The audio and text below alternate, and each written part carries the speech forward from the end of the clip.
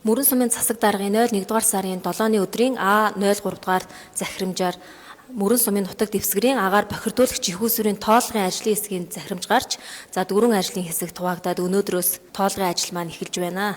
Агаар бохирдуулагч ихүүсвэрийн тоолгын ач холбогдол нь гэвэл агаарын бохирдлын чиглэлээр бодлого боловсруулахад дата мэдээллийн үндэс суурь болж өгдөг. Түүнээс гадна 100 хяндан стандартын шаардлагад нийцүүлэхээс гадна ард иргэд аж ахуй нэгж байгууллагатай зөвлөмж мэдээллийг өгч тоолгоор илэрсэн зөрчил дутагдлыг аж ахуй нэгж байгууллага иргэнд албан мэдэгдэл албан шаардлага өгөөд түүнийхээ дагуу иргэд аж ахуй нэгж байгууллагатайгаа хамтарч ажиллах юм аа.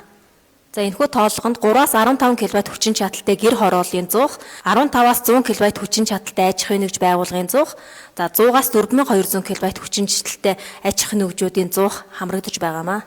Манай хужирт 3 дугаар агийн S2N аж ахуй нэгж дээр бид бүхэн өнөөдөр хүрэлцэн ирсэн байна.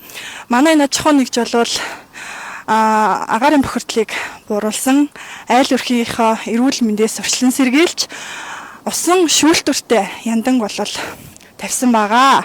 Энэхүү усан шүүлтүртэй 100 маань бол 90% болвол шүүдэг агаарын бохирдлыг.